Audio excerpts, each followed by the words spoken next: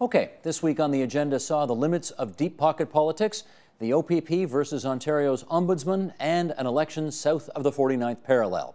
The agenda's Week in Review begins with Post-Media columnist Andrew Coyne on the next challenge for the newly re-elected Barack Obama. Answer this question. What do you think this president burns to achieve over the next 4 years? I don't know would be the short answer. We know what he burned to achieve in the first first term. But and he got it. He got some of it, yes. Some of it, yeah. But it is daunting for the reasons that we've been saying. Is he basically backed into this election victory, won by default more or less. He is, as Clifford says, he's unencumbered, unburdened by commitments that he's made, which if you had a very skilled negotiator, very canny legislator, you would say that gives him the freedom of maneuver. If you have somebody who, by the evidence of his first term, is not particularly good at either of those things, then it causes concern. And you then pile on top of that these very challenging long-term, not so long-term in some cases, debt problems and demographic problems, where, you know, say what you will about the Republicans, and they share more than their share of the blame in creating the deficit and debt problem, but at least they were talking about it in this election. The Democrats did their best to completely deny that the problem existed. And somebody somewhere between the two parties has got to give their heads a shake and find a way to come together on this. And at this point, you would say the evidence and the likelihood of that is not good. Usually I criticize guests on this program when they say, I don't know, to an answer. But given how little specificity there was around a second-term plan, I think that's probably the right answer. I don't know is the right answer to a lot of questions. Bill Schneider, let me put it to you, and you can't say I don't know. You've got to come up with something different. But what do you believe? You obviously watch this stuff as carefully as anybody. What do you believe Barack Obama burns to achieve in his second term?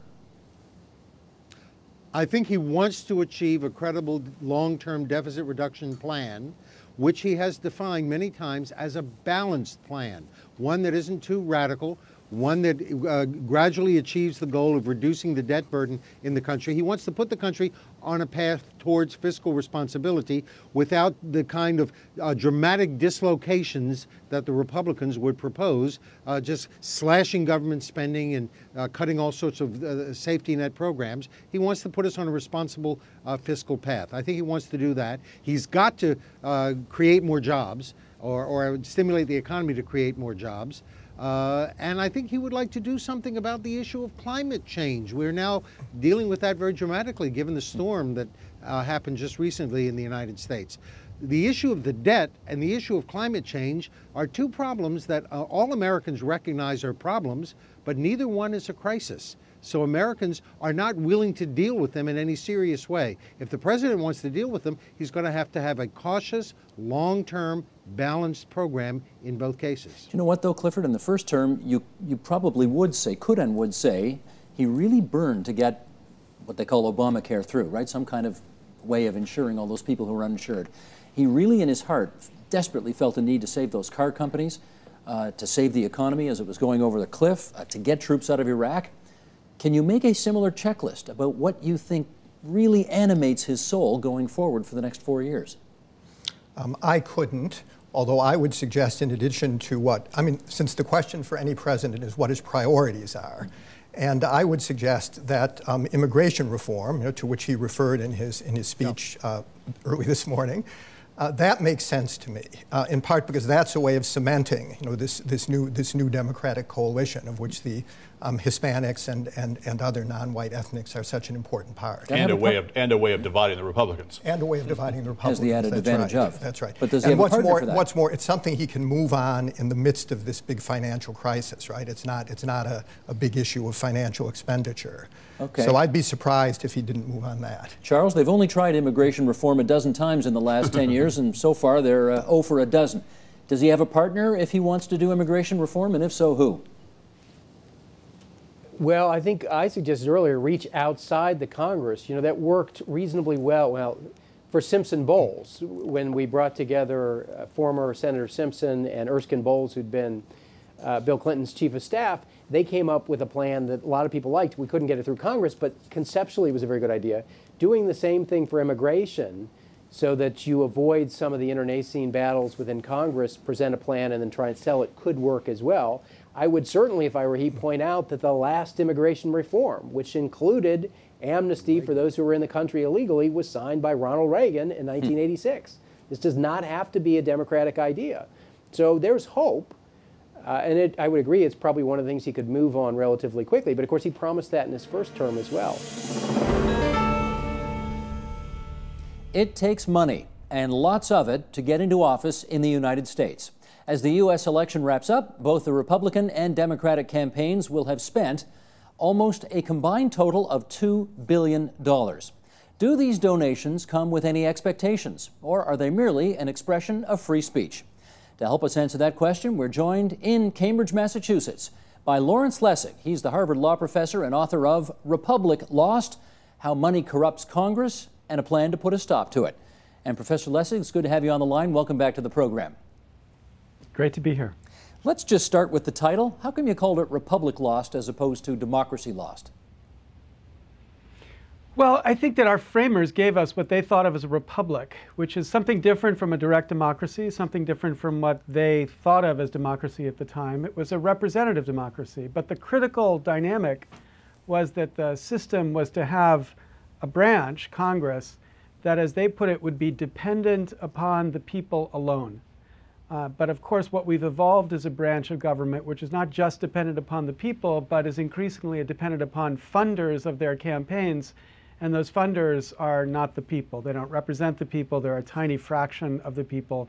And they are, I think, the dynamic that makes the system corrupt. And you're really prepared to say that the Republic is lost as opposed to just sort of in trouble? Well, this feature that a republic would be a representative democracy dependent upon the people alone is lost. And part of the book, part of the argument of the book, is just describing how incredibly hard it would be to get it back, because so much of what goes on inside the Beltway in Washington depends upon the system functioning exactly the way it functions now. As Jim Cooper puts it, a Democrat from Tennessee, Capitol Hill has become a kind of farm league for K Street where the lobbyists work, because so many of these people think about their future as a future working as lobbyists. And of course, the lobbying system is so lucrative because they play an essential role in how we fund campaigns. So in this sense, there's an incredible burden, a incredible hurdle to get over if, in fact, we're going to find a way to make the system responsive again to the people alone. Well, let's go back to the height of Watergate, 1974, and if my statistics are correct here, the total amount of money spent in all the House and Senate races was $77 million. We now, of course, know that each of the Republicans and Democrats are going to spend $1 billion in this run for president. What effect do you think having to raise all this money has on the priorities of an elected official? Yeah, so you've made the important distinction most people gloss over. First of all, it's important to remember it's $2 billion for the presidential campaigns, but the estimates now are that we're going to spend $6 billion in this election cycle. Now, people say that's so much money, and my own view is I don't know how much money we ought to be spending. I mean, it's how would you know how much to spend? That's probably about as much as we spend advertising soap in the United States. So between soap and the president, it's not, or political offices, it's not implausible that we should be spending this amount of money. But as you just emphasized, the critical point is not the money, it's how the money is raised. So if you're a member of Congress and you're spending 30 to 70% of your time raising money, 2 to 3 to 4 hours on the phone every day, every single night at some different cocktail party or some different fundraiser, that experience, that life experience affects you. It makes you extremely sensitive to what your funders want. But the funders are not everybody. The funders are not the people. The funders are the tiniest slice of the 1%. I think the relevant number is something like 0.05% of America is funding the most important chunk of presidential and congressional campaigns. So in that life of raising money from the tiniest slice of the 1%, it can't help but be the case that members become sensitive to their issues and not sufficiently sensitive to the issues of everybody else. Now, in the presidential level, we forget that until Barack Obama, every election since Richard Nixon has been a publicly funded presidential election, a system that benefited Republicans and Democrats alike. Indeed, the single largest beneficiary was Ronald Reagan, who ran 3 times with public money to become president of the United States.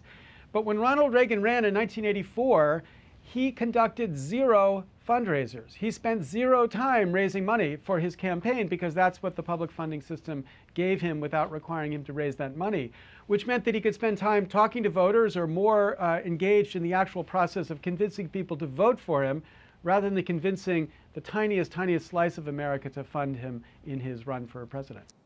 Cash has always curried favor in certain realms, and allegedly that holds true for municipal politics in Montreal and Laval, Quebec, where politicians are accused of receiving kickbacks from construction bosses in the development industry. We in Ontario like to think that kind of corruption wouldn't and couldn't happen here, despite the fact that the land development industry is the largest single contributor to the province's political campaigns. Here to tell us what all that means, Robert McDermott, political scientist, York University, and it's good to have you back here at TVO. Thanks very much, Steve. Let's just look south for a second to start off with here, because we assume based on population that everything the United States does is 10 times bigger than what happens here. They're spending $6 billion, presidential, Senate, House, local races. So does that mean we're spending just 10% of that? No. I mean, you know, it's quite interesting. I did some back-of-the-envelope calculations on this. And, of course, if you throw out the presidential elections, which were $1 billion each for the 2 candidates, you throw out the Senate, because in Canada we're not allowed to elect the Senate, we're not allowed to elect our head of state, and you just look at the House of Representatives, and then you divide that by the number of seats and the population, you come up with figures that are pretty close. You know, it's about 50% to 100% more. It's about $2 in Canada per voter is what's spent in a federal election. The last one, the party spent $66 million. And yet we have lots of rules about how much you can spend, which they don't. That's true. But the other thing, too, is we spend that money in 4 weeks, 4 or 5 weeks. Right. They spend that money over much, much longer. So I think I could make an argument that, in fact, we spend as much, and money is just as important, if not more important, in Canadian elections than it is in American ones. In Canada, at the federal level, since 2006, there have been no corporate money in federal politics. At the provincial level, corporations and unions are permitted to give. And then at the municipal level, throughout Ontario, except for Toronto, corporations and unions are allowed to give. In Toronto, the councillors decided in, I think, 2009 that they would ban it for the last municipal election. And so there's no corporate or union money in City of Toronto elections. Which, interestingly, I should say, while we were leading up to that debate, councillors were saying, oh, we're not going to be able to find enough money if we take out corporates and unions, that we won't be able to fund an election. Well, lo and behold, they raised more money this time, and they had to raise it from individuals. So, you know, these things can happen quite easily, and federal politics has been trucking along without the need for corporate or union funding. So, you know, I think it's possible. Stephen Harper, of course, a couple of years ago made the decision to end the public subsidy for the per-vote subsidy. I think every vote was $1.75 or $2, something like that. He's decided to phase that out by the year 2016. What do you think of that idea? Well, the Conservatives have made a lot about this, and you know, they make it sound like that's the total sum of funding that goes out of the public purse to parties. I mean, that's not true. It's far from the truth. In 2009, the last year I looked at, it totaled about $10 million to the Conservative Party itself. But they got more money from the tax credit, which Canadians are familiar with. If you've ever gone to a party event, you know, it's a fundraiser, somebody gets up and says, you know, give us $300, you'll get 75% of it back. That 75% is coming from taxes that are not collected. I wonder if people know that. You know, if you give $100 to a political party, you're really only spending $25. That's right. Well, I've heard it so many times. Yeah. You hear it at every party event, and you hear it quite frequently. So people may not be aware of it. I think they're dimly aware that the political tax credit is much more generous than the... but that's part of the mix. Than the other tax credits. That's part of the myth. I mean, the per-vote subsidy. It is, but that is part of the subsidization of parties. And when you look at that, in 2009, I think the Conservatives drew 78% of the money they took in and spent in that year came from the public purse. For, you know, the Bloc Québécois, it was 88%. For the Liberals, it was somewhere in the 70s, and for the NDP, it was in the 80s as well. So all of these parties are taking money from the purse in different ways. Ontario's Ombudsman says the Ontario Provincial Police aren't doing enough to help their officers who have mental health problems resulting from their duties. Here to tell us how she believes the OPP could better help its officers, Barbara Finlay. She's the Deputy Ombudsman of Ontario, and it's nice to have you here at TVO tonight. Thank you for having me. Okay, you've got this report on mental health problems in the OPP. I'm going to just do a bit of a summation. I know, we're not going to be able to do justice to all the recommendations, but here's some of what you found, and then we'll come back and talk about this a little bit. Graphics, if we please. Since 1989, 23 OPP officers have committed suicide. 16 were active officers, 7 retired, 13 of those shot themselves. Over the same time frame, 21 OPP officers died while on duty. 14 of those died in motor vehicle accidents. That's right, more OPP officers committed suicide than died on duty. The OPP has one full-time psychologist for its 5,900 uniformed and 2,200 civilian officers throughout the province. One full-time psychologist. The OPP keeps no formal records of officer suicides, and the OPP doesn't conduct psychological autopsies after officer suicides, so says the Ombudsman of Ontario. Now, I guess we have to start by asking this. There are suicides in every walk of life. Doesn't matter what job you do. So I guess the more important question is the number of officers in the OPP who you found to have committed suicide disproportionate to their station in life?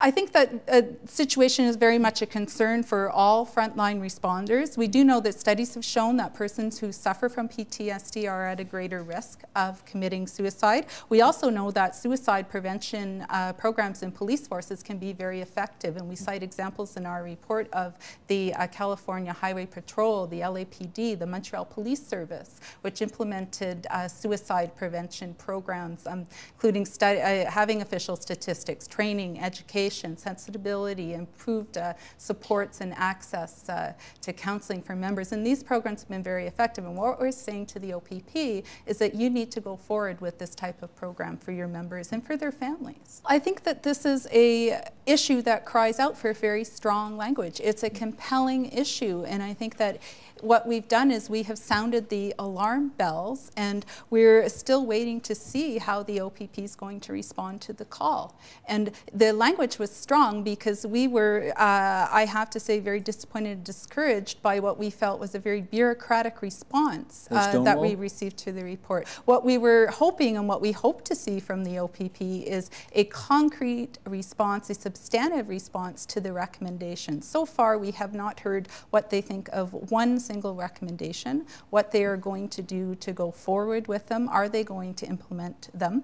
All we know now is that they're going to give it further study. Okay, you heard the interview with the Deputy Ombudsman. I did. Initial feedback, let's start there. Initial feedback, I don't disagree with much of what she said. I mean, the bottom line is we need to do more, and we will. And what I do disagree with is that it was a bureaucratic brush-off. I hate to even repeat the phrase and give it credit, but that was not the case. We were given that report, which is very lengthy. It took them 18 months to put it together. We were given it for basically a month and a few days, told not to copy it, not to share it, but to respond to the draft recommendations. So we did. You put a working group together. Well, yeah, we did, yeah, and that's just really started more so since the final report, because we didn't know what the final report was going to say. He added a couple of pages to it, and that's fine, that's his job. But we didn't say we will implement every one of these recommendations because they're wonderful and you're brilliant, Mr. Ombudsman. We didn't say that. What we said was, hey, we're gonna work at this. We can do things better. We will. We owe it to our people. So we wanted to see the final report. We're putting a group together, and now we have to talk to people because all we have is the people they spoke to.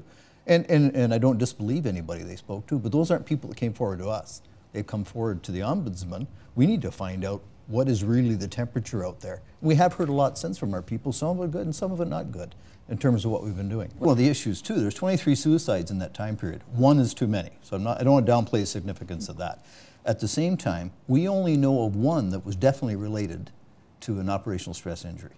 I won't get into the specifics of that, but it was talked about, a wonderful officer who had been through a variety of processes, had gone to one of the leading facilities to get help dealing with that. Unfortunately, after all of that and after getting a clean bill of health for the medical profession and coming back to work, he made that decision, which is awful. It broke my heart. He was a great guy. But the others, many we didn't even know were suffering from any issues. Years and years later, they committed suicide. So how is that linked, without a doubt, to something that happened in the workplace? Maybe it is. Well, the Ombudsman said it is. Yeah, but he has no proof of that. Well, I guess his information is that the incident may have happened 20 years ago, but it can take 20 years for the effects of these things to eventually manifest themselves. And you know what? If that's the case, we haven't known that either. And so a lot of this is new to us. And suicide is such a difficult issue for society. It's a difficult issue for me to comprehend after 34 years in this business. So why do people ultimately take their lives? Is it related to something else in their life at the time or since? Is it related back then? We need to figure all that out, but we don't know that when people don't come forward and tell us they're hurting. And there's a lot of stuff that come out of that without a doubt that was a bit of a surprise to me, and even though all the talking I've done around it over the years, I didn't think the culture was as bad as Mr. Marion suggests. We're going to find out, and if it is that bad, we're going to fix it regardless how bad it is. But if it's that bad, I've really missed the boat, and I apologize for that as the leader of the organization. And we look forward to following up in the days ahead. OPP Commissioner Chris Lewis, it's good of you to visit us at TVO tonight. Always a pleasure, Steve. Thank you. And that is the Agenda's Week in Review. You can see all of those programs in their entirety on our website. That's theagenda.tvo.org. on our iTunes channel or on our YouTube channel. That's youtube.com/theagenda. Support Ontario's public television. Donate at tvo.org.